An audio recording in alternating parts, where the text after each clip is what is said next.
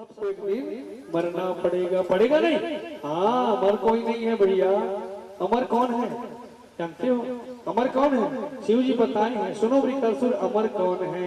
और कहने लगे राम का नाम लेकर जो मर जाएंगे वो अमर नाम दुनिया में कर जाएंगे। राम का नाम लेकर जो मर जाएंगे वो अमर नाम दुनिया में कर जाएंगे। राम का नाम मतलब कोई अमर नहीं है। ये सांस के ठिकाना है क्या बताओ? हवे कुछ ठिकाना है विश्वास जी? कब रुक जाए पता नहीं चलेगा, कब थम जाए ये श्वास का पता नहीं चल। सुने हाँ, इधर भी बने बने बैठे हैं, सबको कोई बोला था आधा घंटा बाद का कर सका हुई को नहीं जाना। सुने हाँ, तभी तो किसी कवि ने कहा है, क्या कहा है? सांसों का क्या ठिकाना, सांसों का क्या भरोसा, रुक जाए चलते चलते, रुक जाए चलते चलते। सांसों का क्या ठिकाना, सांसों का क्या भरोसा, रुक जाए चलते चलते, रुक जाए चलते चलते। तारों की रोशनी भी, तारों की रोशनी भी बुझ जाए जलते जलते, बुझ जाए जलते जलते। तारों की रोशनी भी, तारों की रोशनी भी बुझ जाए जलते जलते। कोई अमर नहीं है, सब मरे लाग थे। वृकासुर कहते नहीं दे सकता, हाँ मैं देवे नहीं करूँ। दूसरा वरदान मांग ले बेटा। वृकासुर कहते हम और सोचा 1000 साल के वरदान है, फोकट में की खड़े रहते हैं। हाँ, शिव जी कहते सोच ले बेटा, तो जो मांगेगा मैं दूंगा, बस अमरता का वरदान नहीं दूंगा। बोले अब बस वृकासुर सोचा थी का वरदान मांगो है ना, का वरदान मांगो, मैं अमर असन का वरदान मांगो। सोचा सोचा सोचा सोचा बहुत देर हो गई। अचानक शिव जी ने देखी तो कर हाथ ला, अब वो कड़ा पहने रहा है। कड़ा वृकासुर का तो हाथ में पहनी हस्ते काय प्रभु ए बेटा ये भस्म कड़ा रे वृकासुर भस्म कड़ा। अच्छा ये पहने का होते? भगवान शिव बोले पहनबे न अपन हाथ में, और जेकर हाथ में से लेके मढ़ाबी नहीं बेटा वो भस्म हो गई, तुरंत जल के भस्म हो गई। वृकासुर कहते बढ़िया बात है, हिल बात हो ही नहीं। हाँ वो हाथ में पहनू और जे मोर से लागियो कमोड़ी में लेके मढ़ा दो ताकत मार जही कान में वैसे भी हमारा असर हो जाऊं है नहीं। कहते सुनना प्रभु अब मैं मांगू वरदान दे। बोला भगवान शिव बोले बता क्या चाहिए? वो हाथ में पहने हंसते कड़ल बोल देते। बोले भगवान शिव बोला बिल्कुल बेटा, शिवला मांगा तेरी है विश्वास जी दे तेरी निरा है वो घटदानी कहा गया है इनको। तुरंत अपन हाथ के कड़ल निकाल के वृकासुर ला दे दी, और जैसे वो दानव भस्म कड़ा को पहने उसका नाम हुआ भस्मासुर। भगवान की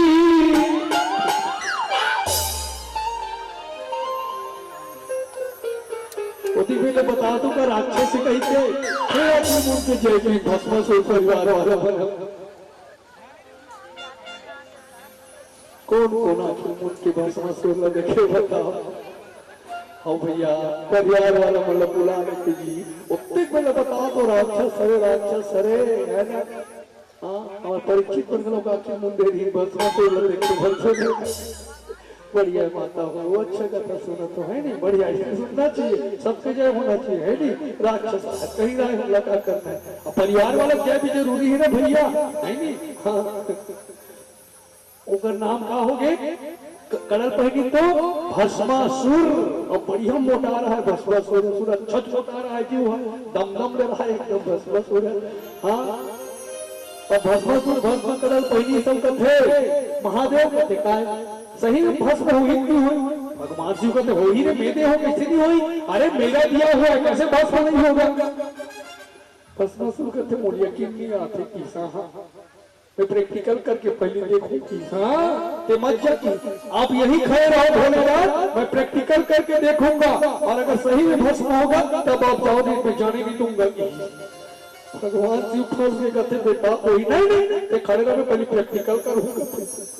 बेचारा शिव वरदान दे फंस हुआ जंगल में, बताओ खड़े हैं शिव जी, तो काकर ऊपर प्रैक्टिकल करी थी। जंगल में कौन आदमी आया नहीं बताओ, अचानक से कोई आदमी नहीं आया हुआ जंगल में, खड़े खड़े 3 घंटा हो गए दोनों झगड़ा, 3 घंटा कौन हुच नहीं आया, कौन हुच नहीं आया वहाँ। तब भस्मासुर सोची कौन ला भस्म करूं, कौन ला। शंकर जी कहा मैं जाऊं नहीं, रुक अभी मैं प्रैक्टिकल पहुंचे तो बिल्कुल खड़े रहता है, और विश्वास ही नहीं हुआ। 3 घंटा हो गए, आखिर भस्मासुर का सोची यही भस्म कर दो का शिवला। एक पत्नी बहुत सुंदर दिखते कहते पार्वती ला, और सभी हाव कर लेते हो, मैं और अच्छा सोचने सोचे। अब कहते सुनना भगवान कौन हुआ कोई दीदी कहते, शंकर जी कहते हाँ ला ना भगवान प्रैक्टिकल तोरे सिर में कर दे ठोकर। शंकर पागल मैं वरदान दे मुड़े मुड़े बढ़ावे भगवान कुछ से किया। शिव जी फंस गए, शिव जी सोची सही मोड़े मुड़ी मत बढ़ा दे, राक्षस था काठी करना है। शिव जी कहते मुझे भागना पड़ेगा यहाँ से, कहीं कुछ भी हालत में भागना पड़ेगा। शिव जी कहते भागो कैसे मैं यहाँ ले। तो शिव जी को पता था भस्मासुर इतना मोटा था विश्वास जी, उनको पलटने में 5 मिनट लगता था और फिर वापस आने में 5 मिनट। शिव जी सोची 10 मिनट में सीधा कांकेर रोड नेशनल हाईवे पकड़ लूं, जगदलपुर की रोड है नेशनल हाईवे पकड़ लूं। और शिव जी बोले भस्मासुर कहते जंगल तो पीछू देख तो बेटा बरझन खड़े रहेगी, और जैसे भस्मासुर पलटे तो भागी शिव जी करते भाग गए शिव जी। अब देखते कोई नहीं, और 5 मिनट बाद फिर पलट करते थे, 10 मिनट हो गए। तो भस्मासुर देखते शिव जी तो वहां दे सिंगार रोड पकड़, सिंगार घाट रोड में पकड़ कर रहा है। हाँ भस्मासुर कहते कहाँ भाग गए, अब तो कोई चोरी पढ़ाऊंगी, अब तो आपके सिर में रखूंगा मैं कड़ा को। अरे तो भस्मासुर दौड़ने लगा, शिव जी को दौड़ाने लगा भस्मासुर।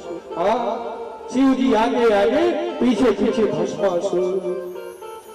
भस्मासुर पाके वरदान शिव से कहा, भस्मासुर पाके वरदान शिव से कहा, नाथ अब भाग करो कहाँ जाओगे, कहाँ जाओगे नाथ अब भाग करो कहाँ जाओगे, कहाँ जाओगे नाथ अब भाग करो कहाँ जाओगे, कहाँ जाओगे, कहाँ जाओगे शिव जी। महादेव अब तो तुरंत मुड़ी मनाऊंगी, भस्मासुर दौड़ाने लगे, आगे आगे शिव पीछे पीछे भस्मासुर दौड़ते दौड़ते। कति दिन हो गए जानते हो, के दिन में दौड़े 27 दिन में दौड़े शंकर भगवान, लगातार भी न रुके भस्मासुर, 27 दिन दौड़े शिव। तब भैया दौड़ू माता हो थक तो लागी नहीं थक लगता नहीं, दौड़ो लगता ही नहीं थक दौड़ने से।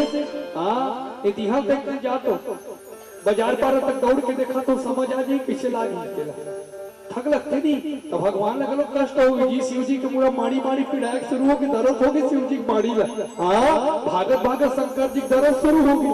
शंकर भगवान कहते मैं काज करूं और पीछे और दौड़े। अब मैं क्या करूं, शिव को कोई उपाय नहीं सूझता था, इसे बचूं कैसे मैं। तो वही जंगल रहे और जंगल में एक सहजक पेड़ रहे, सहजक पेड़, वो सहजक पेड़ ढूंढ रहा होगा, खोल पेड़ में खोल हो जाए नहीं। हाँ शंकर जी कहते सीधे के वरदान है ऋषि लघुसात और शिव जी रुके और अपने यहाँ तक को उसी खोल में ले जा करके डाल दिए। अल्लाह अब कैसे करके भस्मासुर, अब कैसे मोड़ छुबे। भस्मासुर आगे खड़े हो गए, कतिक दिन ले लुका रहे, कतिक दिन ले लुका बे, कभू न कभू निकाल बे, और जब तक नहीं निकालना मैं खड़े रहूं।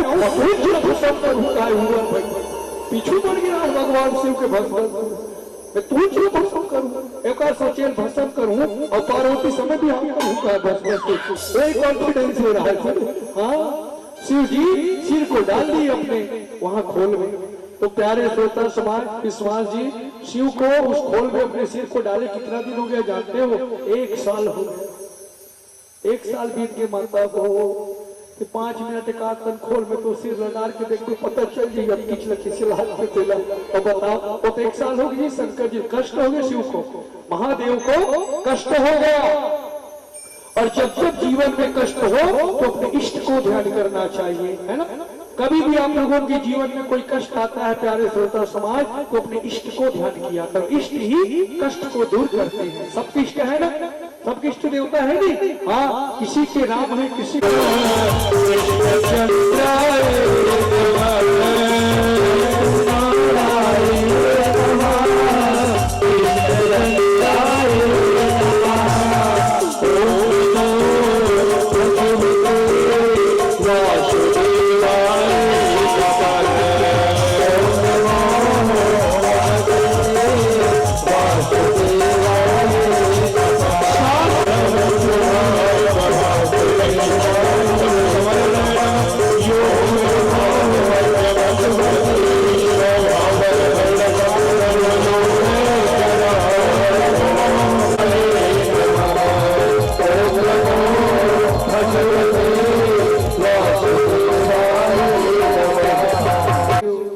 अब तो शिव जी की आवाज भगवान नारायण के कानों में जाने लगी।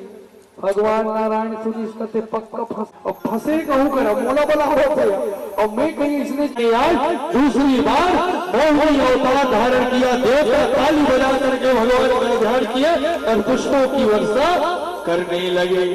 बोलिए मोहिनी नारायण भगवान की।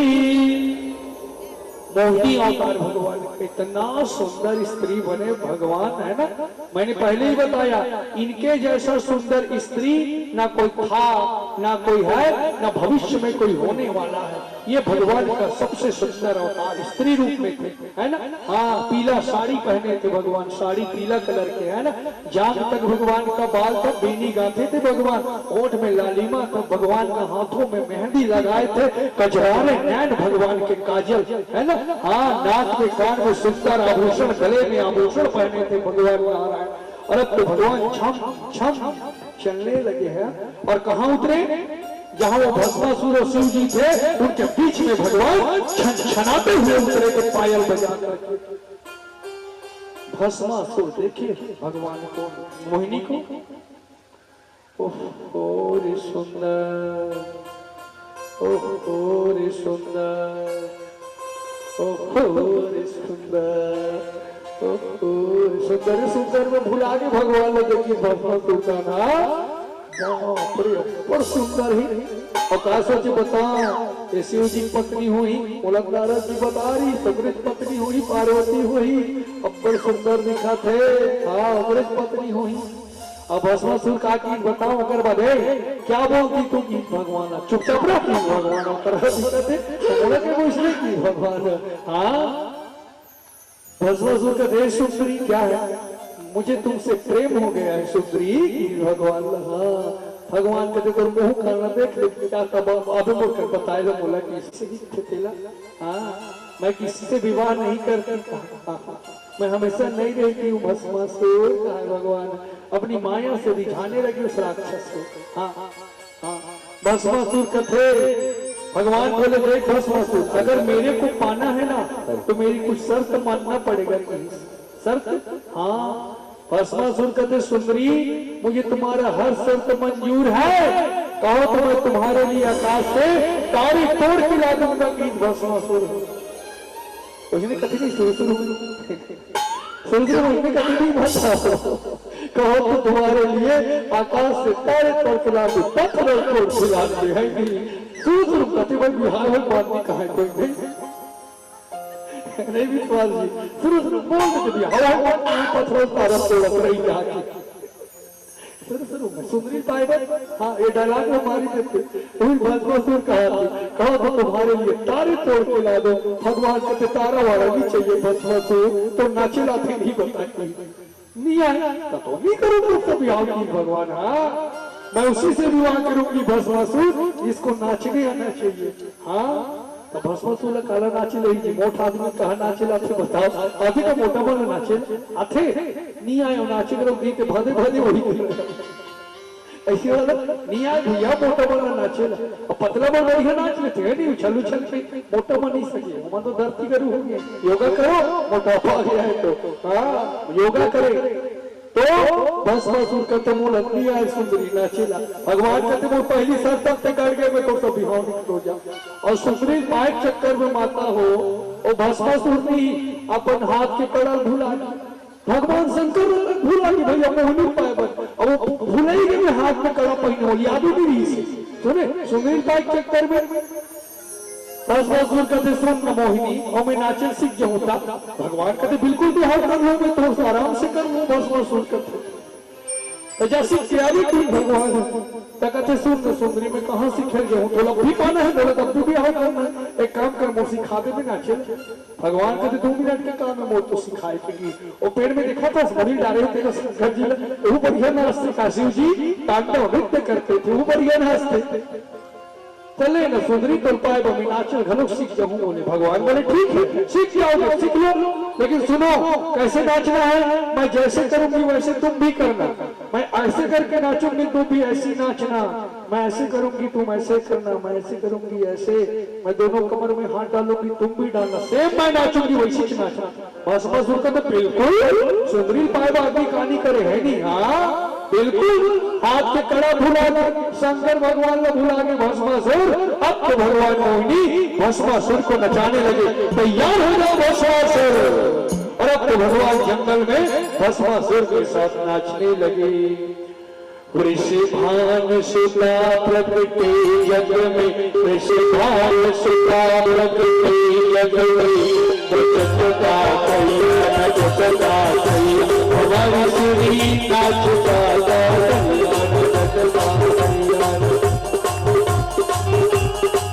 वृषभान सुता प्रकटे जग में वृषभान सुता प्रकटे जग में नचता ऐसे नाच भस्मासुर नाचते भस्मासुर। अब ऐसे वाला चल नाचो ऐसे करे भस्मासुर। अब ये हाथ में करे भस्मासुर मोहिनी को पाने के चक्कर में नाच रहे भस्मासुर। अब ऐसे वाला नाच भस्मासुर नाचो। अब दोनों कमर में हाथ डाल वैसे नाचने लगा भस्मासुर।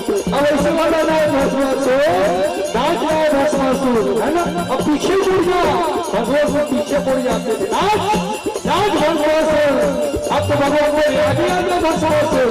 भस्मासुर आगे आगे नाचने लगे। अब दोनों हाथ को देख करते ऐसे नाचने लगा भस्मासुर। अब इधर करो भस्मासुर नाच रहे भगवान मोहिनी नचा रहे भस्मासुर को है। अब ऐसे नाच रहे हैं।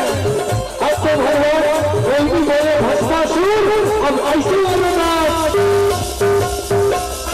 ऐसे वाला नाच भस्मासुर कड़ा पहने भुला गया बेचारा अपनी बुढ़ी है तो कड़ा बढ़ा गई और जैसे भस्म कड़ा को अपने सिर में रखे भर जल के भस्म हो गया भस्मासुर। देवता ताली हो जा करके प्रभु का ध्यान करने लगे। बोले मोहिनी भगवान की जय हो। भुला गए अपनी बुढ़ी पर हाथ डाली भस्म करा ऐसे करके तन अपनों कर दे। हाँ भस्म हो गया। हाँ भस्मासुर भस्म। अब तो भगवान नारायण है चतुर्भुज रूप में आ गए और शिव का जिल कर दी और निकल धरी से निकाल निकाल शंकर जी का तो नहीं हावे नहीं फुटांग और डाल देता निकाल तो पूरी में डाल कुछ फुटांग और डाल देता से है। अब तो भगवान शिव ऐसे करके निकाली माता हो विचित्र रूप दिखत रहा है शंकर भगवान के। भगवान नारायण का प्रभु के विचित्र दिखत है भगवान। एक साल में मुड़ी डाले रही से विश्वास जी पेड़ के खोल में सबको डाली में चंपा के रहे भगवान शंकर के सफेद हो गए रहा। भगवान शिव कथिका कर हो नारायण गर्मी लग गई 1 साल हो गई से कहा। भगवान विष्णु बोले आपका इस रूप को मैं पहली बार देखा हूँ प्रभु धन्य है आप भगवान। भगवान विष्णु बोले कि हे प्रभु मैं आपको नाम देना चाहता हूँ। भगवान शिव बोले हे नारायण हमारे तो हो भाग्य है कि आप हमको कोई नाम देंगे। बिल्कुल क्या नाम देंगे। तो बोले हे प्रभु आज से आप बूढ़ा देव के नाम से भगवान जाने जाएंगे। आप ही बूढ़ा देव कहलाएंगे। बोले भगवान नारायण आप बूढ़ा देव के नाम से हे भगवान सदाशिव महादेव आप बूढ़ा देव के नाम से जाने जाएंगे। भगवान शिव बोले नारायण नामे कोई कहीं नहीं हो जी मोर पूजा कौन करते हूँ मला देखकर बता देते नारायण मोर ऊपर कड़ा चढ़ी कहाँ मोरी स्थापना हुई बता दे। तो बोले कि कितने हुए टोटल परिवार भगवान के कितने हुए बताइए, तो मैं बताया था आप लोगों को। हाँ, 56 करोड़ यदुवंशी हुए भगवान के परिवार में। टोटल कितने? 56 करोड़। और जब परिवार बढ़ता है ना माताएं, परिवार बढ़ता है तो घर में झगड़ा झंझट भी शुरू हो जाता है। हाँ, कभी कभी, हर घर नहीं होता, लेकिन कोई कोई घर होना शुरू हो जाता है ज्यादा परिवार से। इसलिए भी सरकार भी कहते हैं हम दो हमारे दो। सरकार भी छोटा परिवार सुखी परिवार कहते हैं। ज्यादा परिवार होने से झगड़ा झंझट भी होता है। जैसे अच्छा चाहिए सवेरे उठे ब्रश करना है और कोलगेट नहीं है, उसके लिए झगड़ा है। अब जाने वाले हैं साधु संत द्वारिका आए और कहने लगे प्रभु आप जाना चाहते हैं भगवान? बोले हाँ साधु संतों, अब मैं जाऊंगा, मेरी लीला यहीं पर है ना, पूरा हो चुका है लीला अवतार। अब मैं अपने क्षीर सागर को मैं वापस जाना चाहता हूँ गौ लोक। साधु बोले मत जाओ ना प्रभु, हमको अच्छा नहीं लगेगा भगवान। हाथ चले जाओगे तो नारायण की धरती आपके बगैर खुदी हो जाएगी प्रभु। हम समस्त भक्त सदा आपका दर्शन करके कृतार्थ होते थे भगवान। अगर आप चले जाओगे तो हम किसके सहारे रहेंगे? कन्हैया मत जाओ। भगवान चले जाएंगे। कल उमरादास से भी भगवान चले जाएंगे। देखना कितना सोना लगेगा, देखना जब भगवान यहाँ से निकलेंगे। वो तो आज ही सोना लगना शुरू हो जाएगा जब ये पुराण यहाँ से उठेगा। देखना, अनुभव करना। हाँ, 7 दिन कैसे करके बलराम जी पता नहीं चला जब तक कन्हैया यहाँ। देखो कैसे दिन कटता है, कब सुबह होती है पता नहीं चलता, कब दोपहर हो गया, कब शाम हो गया, कब रात हो जाती है। ऐसा लगता है कल ही तो शुरू हुआ, लेकिन चल कल परमात्मा चले जाएंगे। भागवत जी तो आज ही चले जाएंगे, कल तो गीता है। अच्छा नहीं लगे जी भगवान चले गए तो सुने पूरा गांव सुनना हो जाए। कई दिन तक एक राय बनने करी। हाँ, उमरा दहा वाला मन तो एकदम अजीब लागी। देखो हाँ कुछ दिन, हाँ और एक जिगर बन के तीर पे घर ही नहीं हो रहा तो एकदम खराब भी मर गए तीसरे लागी करे कल से सुना मुझे तब। हाँ लगता है माता है, किसी को पता नहीं चल रहा था कैसे बीता ये 9 दिन बताइए। लेकिन अब जाएंगे, शाश्वत कोई नहीं है विश्वास जी। जो धरती पर आए उसको फिर जाना ही पड़ता है, चाहे वो आप हो, चाहे मैं हूँ, चाहे वो भगवान हो, कोई भी हो, जाना तो सबको है। भगवान बोले महात्माओं मेरा जो लीला अवतार था वो पूर्ण हो चुका है, अब मुझे जाना पड़ेगा क्योंकि मृत्यु लोक है, मुझे भी दुनिया को छोड़ना पड़ेगा। लेकिन हे देव ऋषि मुनियों साधु संतों में जा तो रहा हूँ, लेकिन मैं अपना सारा अस्तित्व श्रीमद् भागवत नाम के पुराण में मैं इसी पुराण में मैं छोड़ करके जाऊंगा अपना पूरा अस्तित्व। जो मनुष्य इस भागवत महापुराण को अपने 10 उंगली से छू करके प्रणाम करेगा साधु संतों, मैं अपने चरण का प्रणाम स्वीकार करूंगा। बोले है भगवान, मैं अपने चरण का प्रणाम स्वीकार करूंगा। और हे साधु संतों, कलयुग में जो जीव भागवत पुराण को अपने सिर में धारण करेगा मैं तो उसका कल्याण कर दूंगा। बोले है भगवान, मैं अपना सारा अस्तित्व श्रीमद् भागवत में छोड़ के जाऊंगा। बोले आज मौका मिलेगा भागवत जी जब उठेंगे है ना अपने अपने सिर में टिकाने के लिए टिका लेना, ठीक है। जब भागवत जी उठेंगे तब प्यारे समाज इधर 56 करोड़ यदुवंशी हुए, झगड़ा झंझट होते थे तो भगवान क्या सोचे, मैं पूरे वंश का नाश करा दूंगा, मैं नहीं मारूंगा, मैं माध्यम बनाऊंगा। एक दिन की बात है, भगवान कृष्ण द्वारिका में बैठे थे और आंख बंद करके दुर्वासा ऋषि का ध्यान किए। दुर्वासा नाम सुने उस ऋषि का?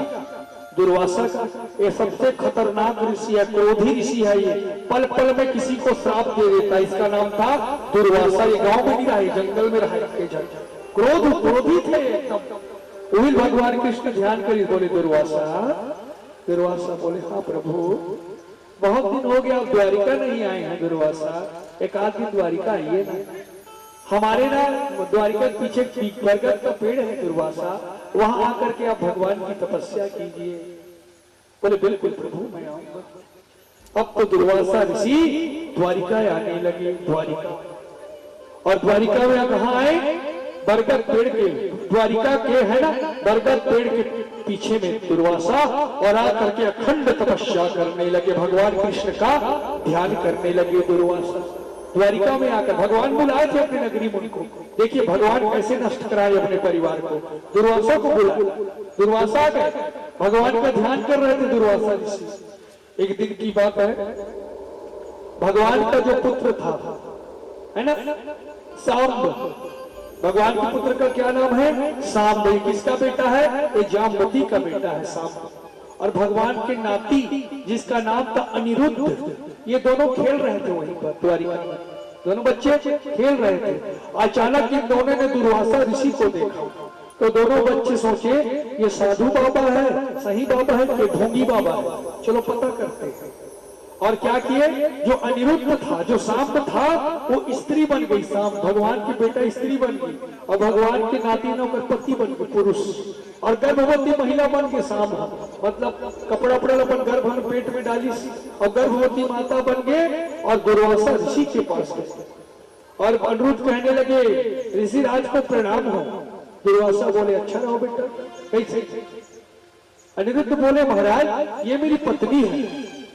ऐसा देखे दुर्वासा, ये मेरी पत्नी है। हाँ तो मेरी पत्नी गर्भवती है महाराज। अच्छा तो ये बताओ महाराज मेरी पत्नी के गर्भ में लड़का है कि लड़की है, कन्या है कि क्या है बताओ। दुर्वासा बोले देखो बच्चों, संत ब्राह्मणों से मजाक नहीं करते हैं, चलो तुम लोग खेलो जाओ भगो। समझे दुर्वासा सबसे खतरनाक ऋषि है, लेकिन भगवान के नाती और बेटा कह के समझाते जाओ बेटा खेलो। अनिरुद्ध बोले बता ना बाबा मेरे पत्नी के गर्भ में लड़का है कि लड़की है?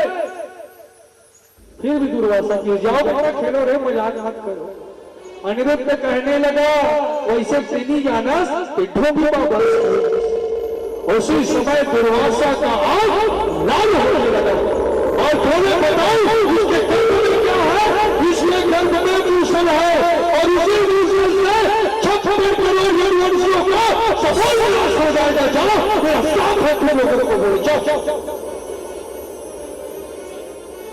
मूसल है, मूसल इसके गर्भ में, और इसी मूसल से तुम 56 करोड़ वंशियों का समूल विनाश होगा। बोले दुर्वासा मूसल, मूसल जानते हो? जानते हो मूसल? पहली सियान मन जानते नहीं हुई मूसल। पहले कुटे का ही जानते हो? धान कुटे, मेरे को कुटे नहीं। हाँ अभी बहु बेटी मन नहीं जाने मूसर कभी दूसर कहते हैं मन है नहीं। हाँ पहले था मूसर। ढेकी जानते हो? हाँ कौन कौन जानते हो? ढेकी। हाँ ढेकी चली नहीं पहले से। और कैसी बाजी, कैसी बाजी में कहा जोड़ के मारता हो? ठाकुर घचल, ठाकुर घचल इसलिए बाजी हम लोग थी। हम मन देखे रहे ढेकी मूसल, मूसल आप जानते हो? समझ जानते हो ना? इतना बड़ा रहता था ना, ऊपर में लोहा लगा रहता था, उसी का श्राप मिला था। इसके गर्भ में मूसल है, और उसी मूसल से 56 करोड़ यदुवंशियों का समूल नाश होगा। बोले दुर्वासा भगवान कृष्ण के पूरे वंश का नाश हो जाएगा। डर गए दोनों बालक, दौड़ते हुए भगवान के नाना को बताए उग्रसेन को। उग्रसेन बोला कुछ नहीं होगा, क्या ऐसी है, कुछ नहीं होने वाला, ऐसी बोल दिए। लेकिन प्यारे श्रोता समाज, कोई है वही जो राम रचि राखा, विधि के विधान को कोई नहीं बदल सकता। कुछ दिन के बाद जो भगवान का पुत्र था सांब, उसका पेट दर्द करने लगा बहुत जोर जोर से, बहुत पेट दर्द करता था और उसका पेट फट गया। जब उसका पेट फटा तो वहां से मूसल निकला था उसके पेट। बताओ ये है दुर्वासा का जरा मूसल निकली जी। उग्रसेन बोले इससे कुछ नहीं होने वाला है, एक काम करो मूसल को पूरा काट के फेंक दो जाओ, कुछ नहीं होगा। तो यादव लोग क्या किए, यदुवंशी लोग पूरे उसको काट दिए मूसल को, इतना छोटा छोटा टुकड़ा किए और ले जाकर के प्रभास क्षेत्र में फेंक दिए सारे मूसल को। लेकिन लोहा नहीं कटा, ऊपर में लोहा लगा रहता है वो नहीं कटा, वो वही उदक करके समुद्र में जाके गिर गया। वो लोहा, मूसल का लोहा समुद्र में गिरा। देखो भगवान का विधान कैसा है। और जहां पर वो मूसल का चूर्ण गिरा ना प्रभास क्षेत्र में, वो मूसल का चूर्ण एरा नाम का घास बन गया। एरा तीक्ष्ण घास बना, एरा नाम का पूरा घास उग गया प्रभास क्षेत्र में, एरा नाम का घास बना। इधर वो जो लोहा समुद्र में जाके गिरा मूसल का, वहां एक मछली जा रही थी, वो मछली उस लोहे को खा ली, ठीक है, मछली खा ली। और उसी दिन उस क्षेत्र का व्याधा जिसका नाम था जरा, वो जरा नाम का व्याधा तो समुद्र में मछली पकड़ने गया और वही मछली पकड़ा गया जाल में जो लोहा को खाया था। और अब तो जरा नाम का व्याधा जब उस मछली को घर में ले जाकर के काटा, उसके पेट से एक लोहा निकला था, वो मूसल का लोहा था। तो इसने क्या किया, ये शिकारी था, शिकार करता था, तो आग में उस लोहे को डाल दिया और उसको पीट पीट करके एक तीर बना लिया, उसी लोहे को तीर बाण बना लिया, उसमें शिकार करूंगा करके। पहले छोटा समाज देखिए, वो जरा नाम का व्याधा। इधर सारे यदुवंशी कहाँ गए एक दिन, जहां वो मूसल का जो टुकड़ा गिरा था, जो एरा नाम का घर यदुवंशी उधरी घूमने गए थे और वहीं पर लोग शराब पिए और मांस खाए और वहीं पर नशे में लोग झगड़ा हो गए पूरे यदुवंशी। और जब झगड़ा हुए तो ये लोग क्या किए, एक दूसरे को उसी जो मूसल से बना था एरा नाम का घास, उसको उठा करके एक दूसरे के ऊपर प्रहार करने लगे लोग उसी घास को। और कैसे एरा नाम का घास का प्रहार हुआ, देखते देखते समूह यदुवंशियों को प्रभास से नाश हो गया, सब मरना शुरू हो गए एरा नाम के। देखो भगवान का बेटा, सारे यदुवंशी मरने लगे एरा नाम के घास के कारण। इधर पता चला बलराम जी को कि कन्हैया जाते हुए थे। बलराम जी कन्हैया के पास गए, कन्हैया मैं सुना तुम जाना चाहते हो? बोले हाँ भैया, अब मैं जाना चाहता हूँ। बलराम बोले कैसी बात करते कन्हैया, मैं तुम्हारे बगैर कैसे रहूंगा बताओ, मैं तुम्हारे बगैर एक पल नहीं रह सकूंगा कन्हैया, मैं बड़ा हूँ ना कन्हैया, इसलिए मैं पहले जाऊंगा धरती को छोड़, मैं तुम्हारे लिए क्षीर सागर में जाऊंगा कन्हैया। और प्यारे श्रोता समाज, अब तो भगवान बलराम बरगद पेड़ के नीचे जाकर के वो बैठ गए। अब भगवान बलराम की परम धाम जाने वाले हैं और आंख बंद करके बलराम जी बरगद पेड़ के नीचे बैठे और अपने प्राण को भगवान बलराम ब्रह्मांड में चढ़ाने लगे। सारे देव का पुष्प लेकर के भगवान बलराम के आने की स्वागत करने लगे। और अब तो भगवान भैया कन्हैया का ध्यान करते करते है ना, जैसे अपने प्राण को ब्रह्मांड में जगह बलराम की शेष नाथ बन करके वो आकाश मार्ग में भगवान बलराम बोलने लगे। देवता ताली बजा करके गाँव भैया का तो स्वागत किए। बोलिए शेषनाग भगवान की, बोलिए गाँव भैया की। बलराम जी शेषनाग बन करके क्षीर सागर में जा करके गाँव बलराम जी समा गए क्षीर सागर में, पहले चले गए। इधर वो जो जरा नाम का व्याधा था, जो तीर बनाया था लोहे का, वो एक दिन शिकार करने के लिए जंगल में गया था और नदी किनारे बैठा था।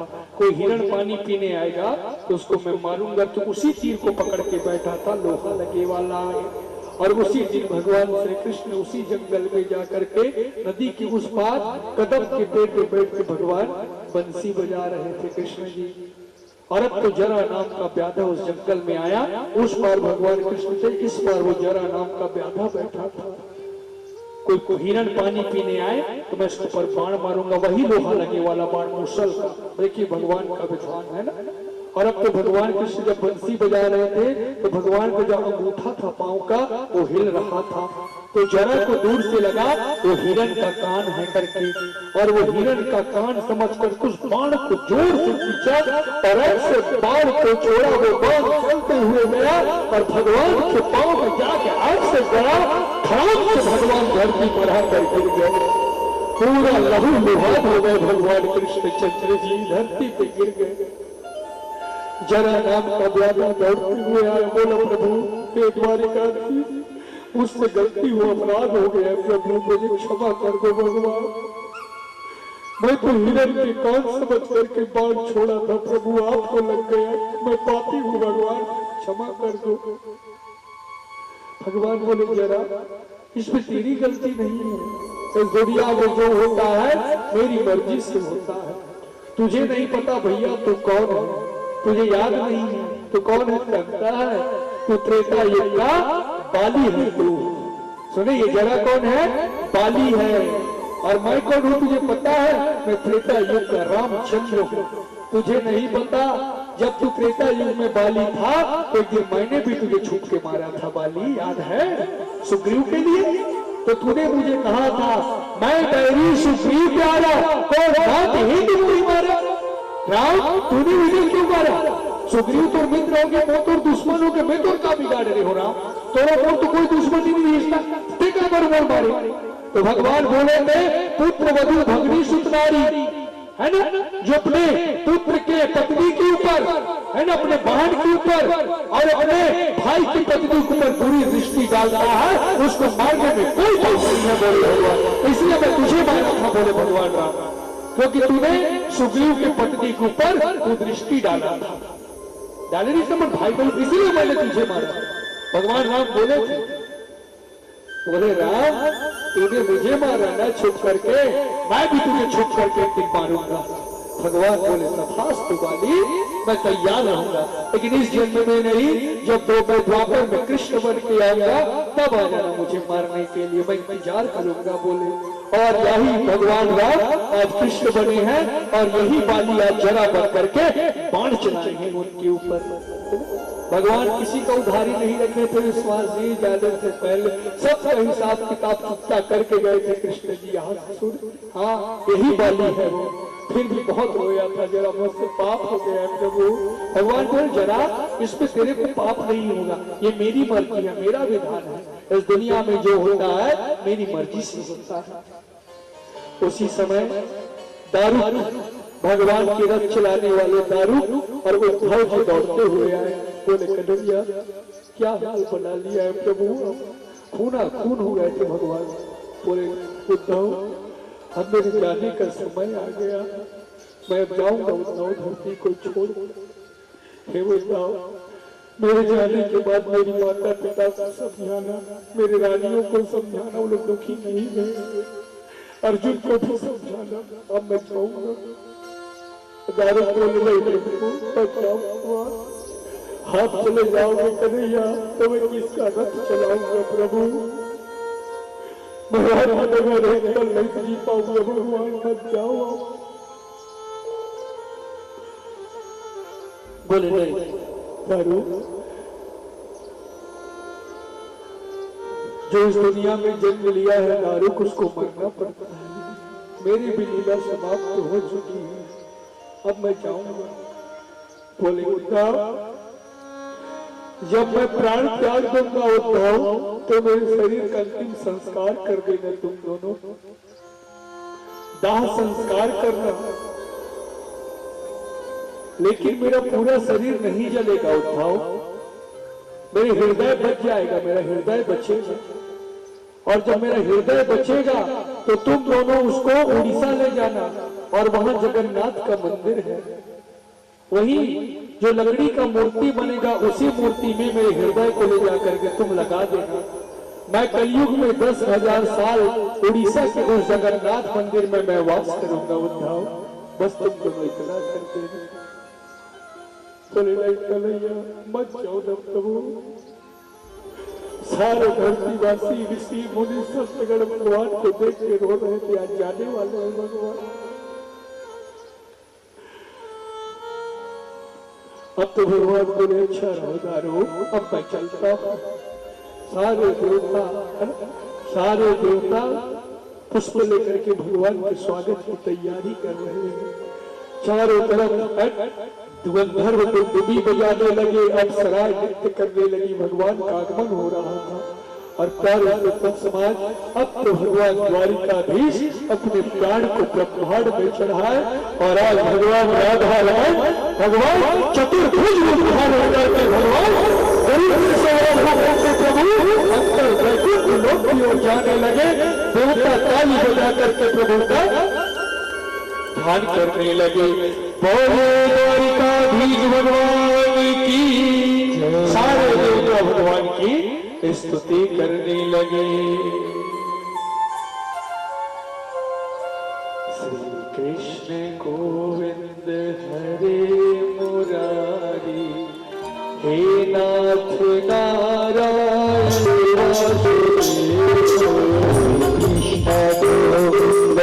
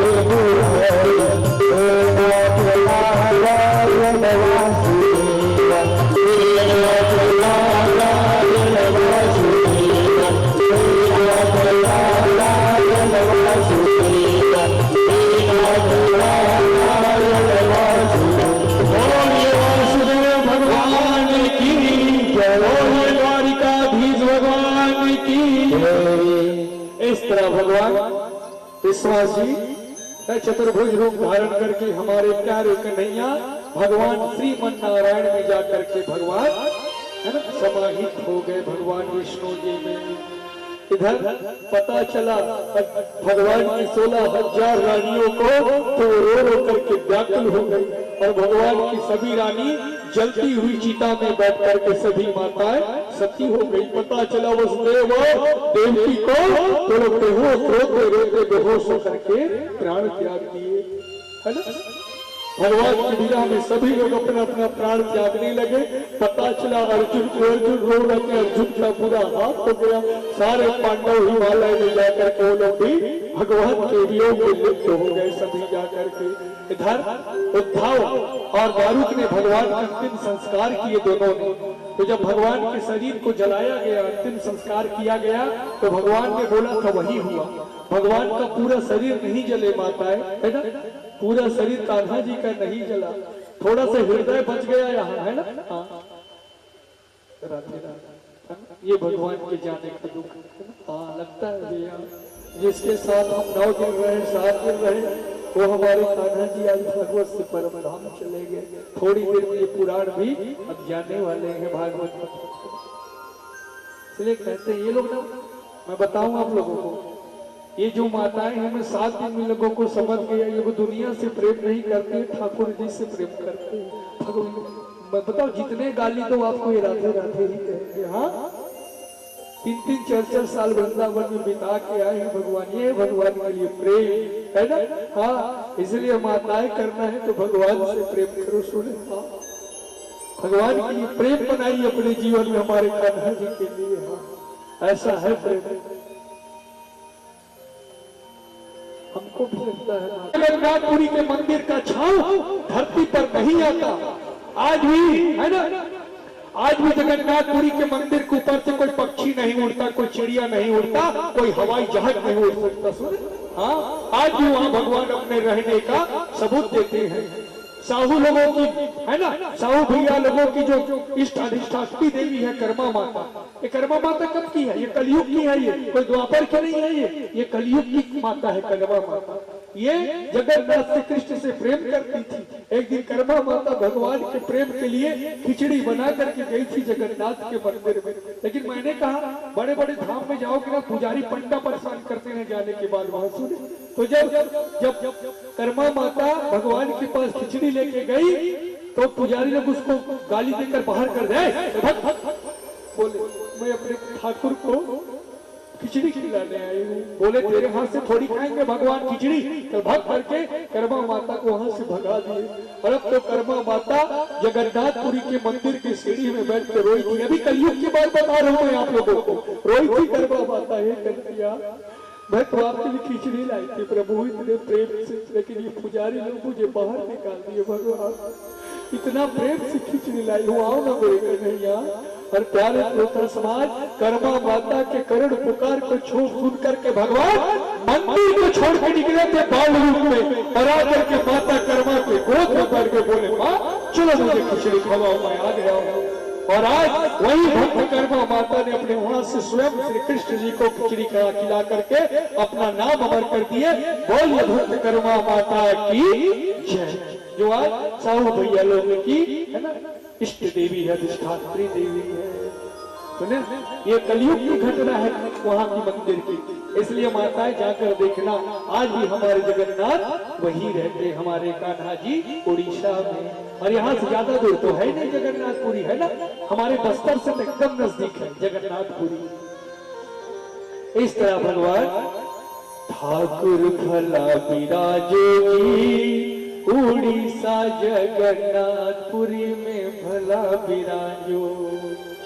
काहे छोड़े मथुरा नगरी काहे छोड़े काशी, झारखंड में जाए विराज वृंदावन के वासी। ठाकुर भला विराजो, ठाकुर भला विराजो जी उड़ीसा जगन्नाथपुरी में भला विराजो। भगवान वासुदेव से कृष्ण द्वारिकाधीश अपने भाई बलभद्र और अपने बहन सुभद्रा के साथ आज उस मंदिर में विराजमान है। इस तरह भगवान परम धाम गए प्यारे श्रोता समाज, भगवान धरती पर कितने वर्ष रहे कृष्ण जी, है ना? विश्वास जी, भगवान कृष्णचंद्र जी धरती पर 125 साल 7 महीना 7 दिन भगवान इस धरती पर रुके थे। कितनी उम्र तक? 125 साल 7 महीना 7 दिन इस धरती पर थे भगवान की टोटल आयु बता रहा हूं मैं। 125 साल 7 महीना 7 दिन जब भगवान अर्जुन को गीता का संदेश दिए, उस समय ठाकुर जी की उम्र था 89 वर्ष 89 साल, 1 कम 90 के थे भगवान, जब अर्जुन को कुरुक्षेत्र के मैदान पर ये गीता का उपदेश दिए थे, है ना? इस तरह भगवान परम धाम को चले गए। प्यारे श्रोता समाज, अब भागवत कथा यहीं पर 10 मिनट के लिए विराम होती है। ठीक, 10 मिनट के लिए विराम करते हैं। आगे मात्र 5 मिनट की कथा, 5-10 मिनट की कथा और है, ठीक है? हाँ, तो आगे बताऊंगा मैं उस कथा को। 10 मिनट के बाद कहीं जाने की छुट्टी नहीं है, चाय पानी पिला दीजिए और कहीं कोई नहीं जाएंगे, क्योंकि तुरंत बैठना 10 मिनट बाद, क्योंकि मैं तुलसी वर्षा करवाऊंगा। मैं ये चाहता हूँ आप सब लोग अपने अपने हाथ से तुलसी पत्ता छोड़ेंगे आज, ठीक है? हाँ, कहीं पर चलिए कथा। आपने मुझ अधम नीच पापी को यह कथा सुना करके मेरा जीवन कृतार्थ कर दिए गुरु जी। मैं कैसे इसका वर्णन करूं आपको, 1000 मुझसे भी मैं आपका वर्णन नहीं कर सकता गुरु जी, मुझे धन्य कर दिए आज। और आज राजा परीक्षित अपने गुरु जी का अंतिम पूजा करने लगे। तो आइए आप चारों परीक्षित लोग, और यहाँ जो व्यासपीठ पर बैठता है वो भी गुरु कहलाता है, सुखदेव महाराज कहलाते हैं। तो आइए आप लोग भी अपने गुरु जी का पूजा करें, है ना? और आज राजा परीक्षित अपने गुरु का पूजा करने लगे। गुरुर् ब्रह्मा गुरुर्विष्णु गुरुर्देवो महेश्वरा गुरुर् साक्षात् परब्रह्म तस्मै श्री गुरुवे नमः। राजा परीक्षित कहने लगे, गुरुदेव दया करके मुझको अपना लेना, गुरुदेव दया करके मुझको अपना लेना, मैं चरण पड़ा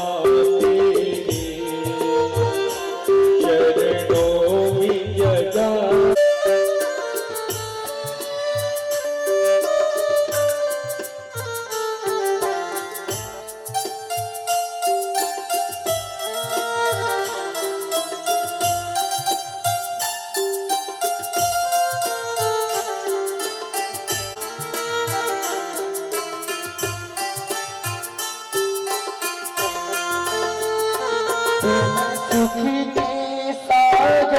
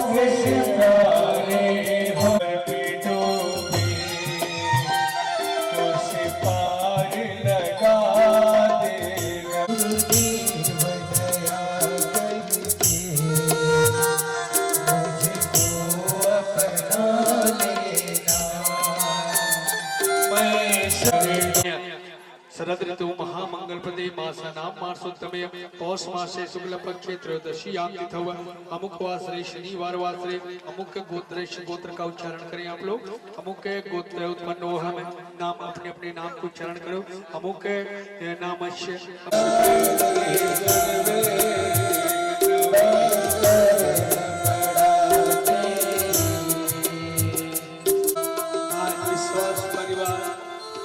व्यासपीठ में आसीन अपने गुरु जी का खुद करे अपने परिवार को कोठरी में ले जाकर के बंद कर दिया। राजा परीक्षित तक पहुंचने के लिए 50 दरवाजा खोलना पड़ता था। ऐसे सुरक्षा में डाला गया उनको। देखता वो तक्षक कहां से आएगा। अब तो जैसे 7वें दिन हुआ वो तक्षक राजा परीक्षित को डसने के लिए निकल गए। तक्षक ये कौन है? तक्षक ये देवराज इंद्र का परम मित्र था। ये तक्षक कोई भी रूप बना सकता था वो। तो आज तक्षक जब राजा परीक्षित को काटने गया तो एक ब्राह्मण बन के निकल रहा था। और जब तक्षक उधर से गुजर रहा था एक वैद्यराज राजा परीक्षित को बचाने जा रहा था। दोनों का रास्ते में मुलाकात हो गया। तक्षक जानता था ये वैद्य है कहकर, तो बोले भैया तुम कहाँ जा रहे हो? बोले तुमको नहीं पता आज राजा परीक्षित को तक्षक काटने वाला मैं बचाने जा रहा हूँ। बोला वैद्यराज। तक्षक बोले अरे ऐसा कोई वैद्य नहीं जो तक्षक के कांटे को बचा जाए। वैद्यराज बोला ऐसा कोई सांप नहीं जिसका जहर का तो ना जाता हो, मैं बचा लूंगा। बोले अच्छा तू बचा लेगा तो ठीक है। बोले उसी समय तक्षक अपने असली रूप में आया। देख मैं हूँ तक्षक, चल इस पेड़ को मैं काट रहा हूँ, पेड़ को तू बचा के दिखा। और उसी समय तक्षक विशाल रूप में आया और ऐसे पेड़ को काटा। इतने मोटा पेड़ 2 मिनट में आगे बारे के सुखा गया पेड़ कर जहर के कारण। इतना जहर तक्षक पूरा पेड़ सूख गया 2 मिनट में। चल ठीक करके दिखा। अब तो वैद्यराज निकाले अपने दवाई को और मंत्र पढ़े, ऐसा दवाई छीटे 1 मिनट की लागी सुषमार जी पेड़ फिर हरा भरा हो गए तुरंत। तक्षक सोचे ये तो बचा लेगा, मतलब मैं बोले मैं मुमकिन करके दिखाऊंगा, काटूंगा मैं तो। हाँ अब तक्षक मौके के इंतजार करने लगा। ये पंडाल से बड़ा था तक्षकनाग। सुने माता हो ये पंडाल ने बड़े भी तक्षकनाग है, लेकिन वो ब्राह्मण के वेश में था उस समय मनुष्य। अब तो तक्षकनाग प्रतीक्षा करने लगा। तक्षकनाग के कान में आवाज आया कि 12 बज रहा है, राजा परीक्षित भोजन करने वाला है। सोचा मौका अच्छा है। और तक्षक क्या किया, एक छोटा सा कीड़ा बन गया और रसोई घर में चला गया। तो जो सेवादार लोग थे, नौकर लोग, वो लोग राजा परीक्षित के लिए फल रख रहे थे थाली में। तो वहीं अमरूद का फल था। अमरूद जानते हो, जाम, छत्तीसगढ़ी में जाम कहते हैं ना अमरूद। उस ऊपर में देखना फूल रहता है, ऊपर में देखो फूल। उसी फूल में वो तक्षक कीड़ा बन के जाके घुस गया और वहीं चुपचाप बैठ गया उसी फूल में। इतना बड़ा तक्षक। और उसी अमरूद को पहरेदार लोग थाली में रख लिए और राजा परीक्षित को देने के लिए निकल गए। देखो मौत कैसे आती है। काल कोठरी में भी बंद रहो, मौत आएगी। मौत कभी किसी को नहीं छोड़ती। अब तो सेवादार लोग दरवाजा खोलते खोलते खोलते राजा परीक्षित के पास गए। राजा परीक्षित बैठा था। बोले महाराज आपके लिए फल लाए हैं। बोले यहीं पर रख दो और तुम लोग निकल जाओ। और सेवादार लोग दरवाजा बंद करते करते निकल गए। अब तो राजा परीक्षित विश्वास जी जैसे उस फल को खाने के लिए अमरूद को पकड़ने वाले थे, उसी समय अमरूद में बैठा वो तक्षक विशाल रूप में खड़ा हो गया और राजा परीक्षित पर हमला कर दिया। जैसे दशा विस्फोट हो गया वहां पर पूरा,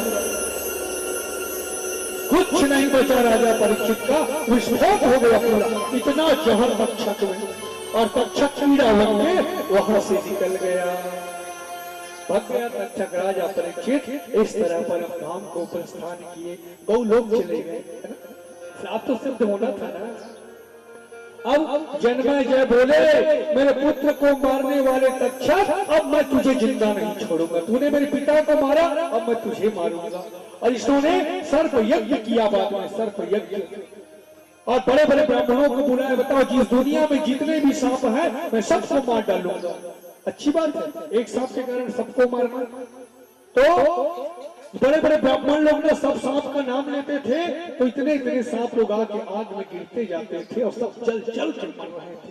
एक सांप के कारण सारे सर्पों को मारने लगा जन्मेजय। अब तो वहीं पर देवता प्रकट हो गए। पता चला तक्षक डर के मारे स्वर्ग में चला गया है और इंद्र के कुर्सी को लपेट के बैठा है डर के मारे तक्षक। जन्मेजय बोला इंद्र को भी आवाहित करो, तब वो तक्षक यहाँ आएगा। तो इंद्र का कुर्सी में था वो, तो ब्राह्मण लोग बोले ओ इंद्राय तक्षकाय नमः स्वाहा। तो इंद्र का कुर्सी भी आग की ओर आने लगा। सारे देवता प्रकट हो बोले जन्मेजय रुक जा, तू सर्प यज्ञ मत कर, तेरे कारण कितने सर्पों का मृत्यु हो रहा है। अरे तेरा दुश्मनी तो है ना तक्षक से है ना, बाकी सर्पों को तो क्यों मार रहा है। अब बोले हे जन्मेजय तू अपने पिता के लिए ये सब कर रहा है ना, तू जानना चाहता है तेरे पिता इस समय कहाँ है? कहाँ है जन्मेजय? बोले कहाँ है प्रभु? तो देवता लोग बोले आओ हम तुम्हें तुम्हारे पिता को दिखाते हैं। और कहा थे विश्वासी जानते हो, जब देवताओं ने दिखाया है ना राजा परीक्षित को, उस समय राजा परीक्षित भागवत कथा सुन के गौलोक में जाकर के तो वही विश्राम कर रहे थे। बोले भागवत महापुराण की गौलोक में चले गए थे राजा परीक्षित। भगवान भागवत ने आज राजा परीक्षित का उद्धार कर दिए। प्यारे श्रोता समाज, जो इस पुराण को ध्यान लगा करके 7 दिन सुनता है, जैसे राजा